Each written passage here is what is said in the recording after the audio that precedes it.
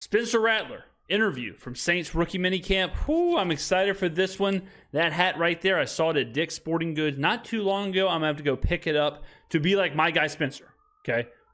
Ironically, Dick's Sporting Goods is right next to Fleming's Steakhouse, which Spencer said was the best food he ever ate. So, you know, it's all coming full circle. Ladies and gentlemen, enough of me. Let's listen to Spencer. Let's hear what he's got to say after a couple days of practice. This is May 11th.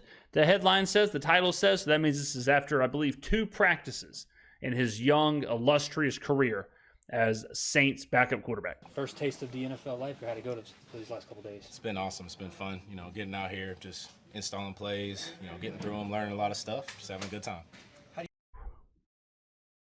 Come on. Come on. Right now, ladies and gentlemen, get in the comments below. Does this guy sound like a quarterback who was drafted in the 5th round, or does this guy sound like QB1? I know I'm driving the Spencer Rattler hype train, but he's got moxie. He's got moxie. He's got something about him. All right? Gray shirt, gray shirt. Great minds think alike. Keep on going, Spencer. And I don't know why they can't turn up the audio of these interviews. I mean, I'm sitting here. I know it's low for y'all. It's low for me. I mean, are the microphones not plugged in? What's going on here? How do you feel out there? I mean, does it feel just kind of, I mean, is it a lot, or do you feel like it's kind of what you thought it was going to be? You know, I feel controlled. You know, this is rookie minicamp, so it's just a little slither of the playbook. But, you know, we've installed a lot, and it's been fun to learn a lot of new things and go out there and just be efficient. Getting that NFL playbook, is it bigger than college? How does it kind of... So the question is, getting that NFL playbook, is it bigger than college, or what are we thinking here? Yeah, it's for sure bigger. You know, I was lucky to have a great OC in Dow Loggins at South Carolina, so some of it is very similar. But, I mean, a lot more and a lot of new things you need to learn, but I'm enjoying it. I mean, look, listen, I mean, the man's genuine. He's genuine. I can feel it. I can see it in his eyes. Now that I look at the hat, it might have got stomped on. He might have found the hat on the side of the road. The hat could be in better condition. I'm not going to lie. But this guy right here, I'm telling you, looks like he's fired up. It looks like he's soaking it all in. I really do believe that the trials and tribulations that Spencer Rattler went through, whether it was losing the job to Caleb Williams, transferring, going to South Carolina, getting sacked a bunch, having to lead a mediocre team to a mediocre season, getting drafted in the 5th round, coming in here as battling to the backup quarterback, I really do believe, and I could be wrong, I rarely am, but I could be wrong. But I really do believe that all of that is changing and shaping and kind of molding this young man into what could be a guy who went through adversity and a guy with a chip on his shoulder. And I think that could be very beneficial for the Saints to have in a 5th round quarterback who can sit back there and develop and learn. And in a couple of years, this very well could be our quarterback of the future. It's like there was a connection brewing between you and Bub out there. A couple of throws over the middle. Is that kind of brewing for you guys? You know, I'm just trying to create great chemistry with everybody. You know, trying to work the kinks out and get our timing down. But, you know, Bub's a great player and a lot of other good guys out here too. How has the communication with Coach Kubiak been as far as what he's telling you, things to work on, just kind of how you feel about what we haven't seen this offense yet, so it's kind of new to everyone. Mm-hmm. Yeah, just trying to, you know, work on everything. I mean, I can't circle one thing we want to, you know, focus on. I'm new here. I just want to learn as much as I can and listen to what he's got to say and do it. How about the reason for number 18? Why'd you end up picking that? You know, it was just the number I got. That's what I ended up with, you know. Didn't know if it had anything to do with Archie Manning at all. Oh, no. God. No, it's just the number I had to roll with. Gotcha. I mean, if that's not humble, what's humble? You know what I mean? Like, hey, could have been 11, could have been 12, could have been 18. Who cares? I'm just trying to make the team. I'm trying to rock and roll. You know, he didn't even take the bait, right? Like, the bait was, you know, make it about Archie, make it about Mannings, make it about this, make it about that. Rattler's not trying to do that.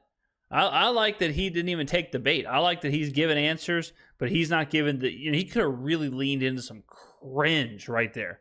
That could have been one of the cringiest answers.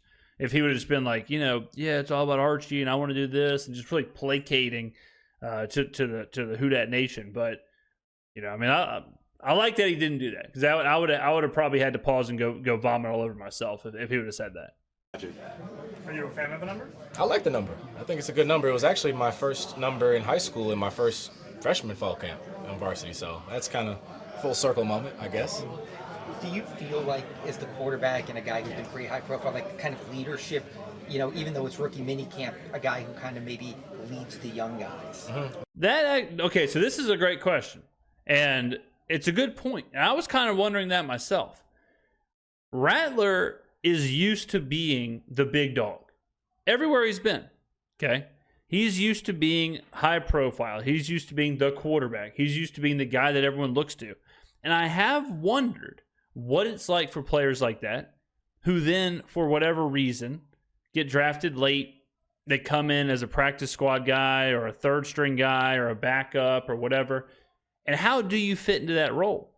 Because obviously, more than likely, with the entire roster in there, Rattler isn't going to come in and try and be the leader. That's not his role. And if he does do that, it's probably going to come off as being disingenuous. And a lot of the veterans are going to be like, wait your turn. So it is a unique political landscape to navigate. But with rookies, Rattler probably does need to be the leader. He probably does need to show that he is the leader of that group. Because even though he was a 5th-round pick, he kind of is the highest profile, best player in this rookie minicamp situation. Because even if you look like Talise Fuaga is probably the better player as far as like overall. He was taken 14th overall. But he's not a quarterback. He's a lineman. So Fuaga has to look at Rattler anyways. If Rattler is QB1 of the rookie minicamp situation, Fuaga has to look to Rattler.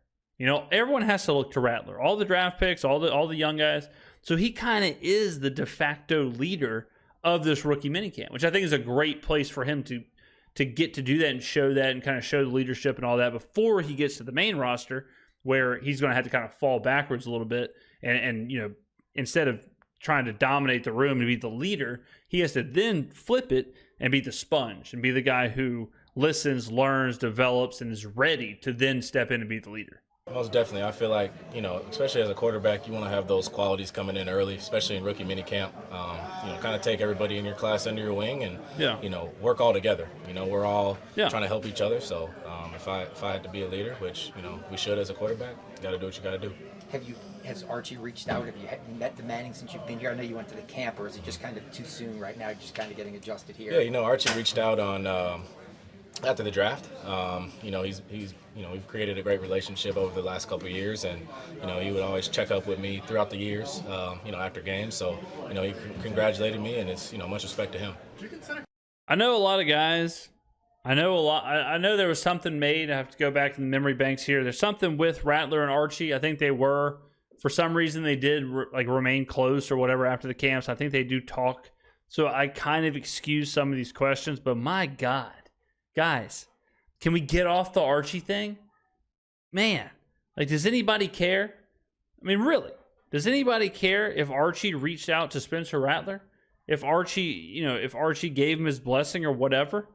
Who cares if he's wearing Archie's? Maybe am I on an island here?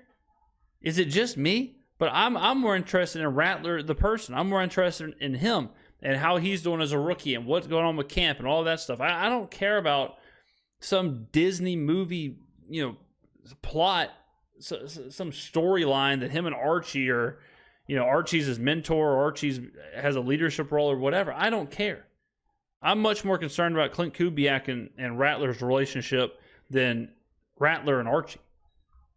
Him a mentor, or is it just someone more that he checks in like that? Damn! Then the next question. The very next question. That's my thoughts exactly, Spencer. The very next question is he kind of a mentor or someone who just checks in every once in a while?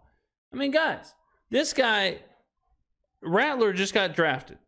He's a 5th rounder. He is trying to be the franchise quarterback. He is trying to be the next great quarterback.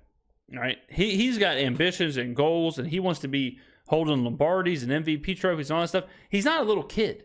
He's not a 10-year-old who gets to hang out with old Uncle Archie. He doesn't get to go. Archie doesn't hold his hand and walk him across the parking lot and pat him on the head and say, "Have a good practice. I'll pick you up at 12." And Archie shows up with a Capri Sun, some orange slices, and a sandwich.